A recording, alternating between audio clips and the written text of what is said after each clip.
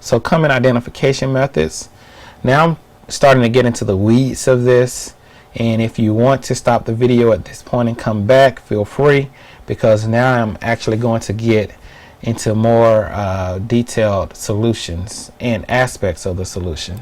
So these are some of your common identification methods: your badge, user ID, RFID chip, account numbers, email addresses, MAC addresses, IP addresses. These are things that can be used for your identification, as I mentioned before. What you know, who you know, what you have, where you are. Now these are ways to authenticate your identity. So before you saw I said badge, user ID, username, RFID chip, account number. Let's say you put in your badge. Now you need to authenticate who you are. You can do that with what you know. That's a PIN number also, right? So you may put in your account number, and then it may ask you your PIN or your password. That's something that you know. Who you are, that's basically like a fingerprint or palm print. That's basically who you are. It could be a DNA sample. It can be voice recognition. That's who you are.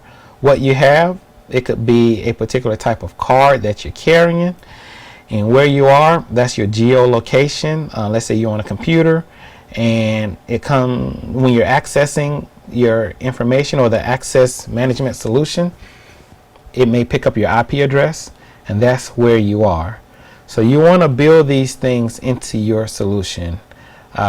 Sometimes you may build more than one of these things. You may have to know your password, and then it may look at your IP address, and that's called defense in depth. And that's something you should always consider when you are producing your requirements for this project. And if it's not on the table, you as the project manager should bring it up. Authentication devices, biometric scanner. Again, this is who you are: iris, retina, fingerprint, palm print. Something you have two types, really more than two, but they fall into the range of asynchronous and synchronous. Synchronous means timed, asynchronous means is not timed. And you can look at this slide and look at the different types of devices that can authenticate. Smart card, memory devices, asynchronous, synchronous. Like I mentioned, asynchronous means not timed. So, and that's a server-client interaction. Time is not an issue. Synchronous, time is an issue. And I'm actually going to get into this a little bit more later on. So you can read this slide here, but I'm actually going to talk about it a little bit later. So there are different types of way to get access. One is called discretionary, and the other is mandatory. Discretionary, that means the owner basically gives someone the rights to access certain files. So if I own this data, then I let you know, or I let the system know that you, person A, can access the data. I alone will determine who has access. That's discretionary. Mandatory, that's based on the roles and rules. As I mentioned before, you have your roles of your users, and once you have classified the object as whether it's public information or private information or secret, top secret, not top secret, then that role can access the information, and that's mandatory, and that's the most strict type of access control out there. So you want to determine in your access control project what type of solution that you want to implement, and you want to do this again in your requirements document. Non-discretionary, this is more so when you are making sure that even if you have access, the most access, you still don't have access to something that could harm the system, such as changing the operating system or changing the IP addresses and things of that nature. So you want to make sure that some things you can't change, and that's non-discretionary. And usually the admins put that in place. So how do you implement this? Access control list. You have a list of individuals that should have access to something, to a particular object. So your subject has access to objects, and those subjects are in this access control list, which has access to, which is a list that in which these subjects have access to this particular object. And it can be a graphic, it can be a matrix, it can be a command line. Content dependent, that's so let's say you have your information in a database, and let's say this information is talking about let's say it's talking about, I don't know, ice cream. So if this particular role needs access to ice cream, then these particular files will come up for that particular subject. So it's based on the content of the file and not necessarily a role or a rule. Well, the rule is based on the content. It's not based on this person has access to all of these files. And what's good about this is if you add a file and it contains the word ice cream, then this person or this subject, a subject can be a file also, or a system, has access to that particular object. So that's content dependent access control. So you have these different models: role-based, rule-based, temp, which is time, and privacy-aware role-based. So let's get into the heart of why you're probably looking at this video. We're going to talk about different solutions. IDM, identity management solutions. You have single sign-on solutions, and you have threats and vulnerabilities to those solutions. So identity management, that's how you basically provision your subjects to your objects. You look at their identity, you authenticate them, and you authorize them to have access to certain files. That's what we've been talking about this entire time, identity management. Why do you do it? So why are you going to implement this solution? Because manual provisioning takes a long time, and it increases your head count, and it's slow, and there are risks involved. People make mistakes, right? Also, compliance.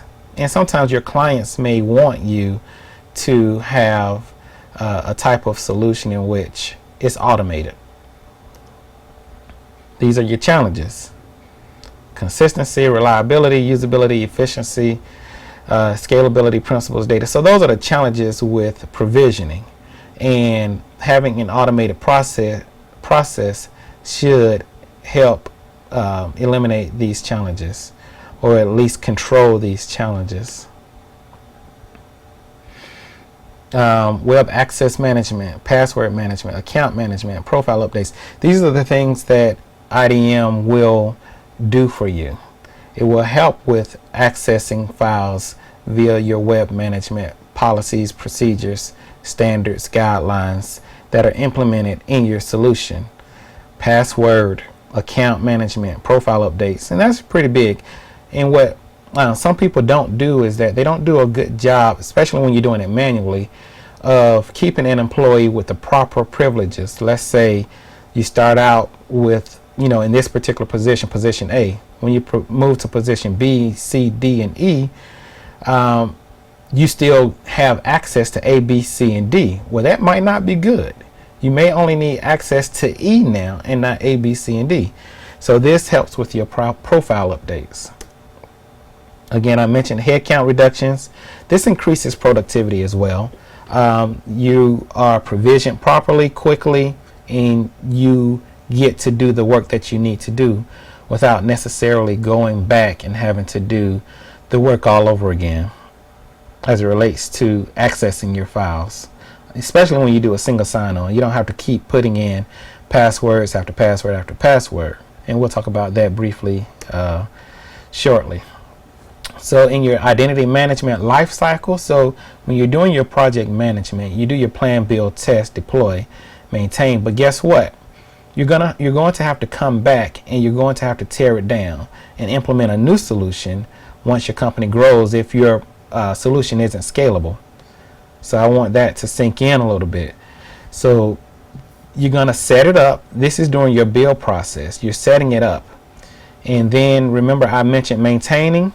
You will maintain it, you will update it, you will make sure that it has the proper patches, and also at some point you're going to tear it down. So these are the different aspects of your project, which is a little different than your normal application development or infrastructure project, because you have to build into it that it needs to be maintained periodically. So those could be projects, or you need some type of solution in place to maintain it on an ongoing basis, and you're going to have a solution for tearing it down. So when you finish your project of implementing it, when you're doing your lessons learned, you're going to have your lessons learned, but you need to make sure that people understand that this will need to be revisited. So as I talk about that, I'm thinking this also correlates with the identity of a user or the profile of the user. You will set up the user, so your solution should be able to set the user up efficiently. It should then be able to change and maintain that profile going forward through the different jobs and roles that this user will have. And also when that user leaves the company or is fired or whatever may happen, you can disable that user's account. Not necessarily delete it, because you need it for auditing and logging purposes, but you will actually disable that account and be able to move forward with another user with similar access. Now, how I talked about authentication devices earlier, so I mentioned that I would come back to it. So this is where you come back. You have tokens. What happens with a token is, let's say you have something on you and you try and access the database or the network or system, and then this token will give you a computer generated password.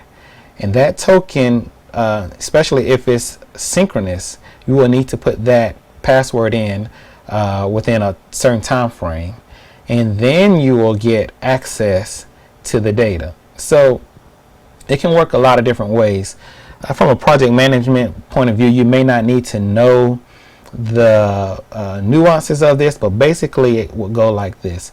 You would identify yourself. Let's say you log in, put in your username, then you would probably need to put in your password.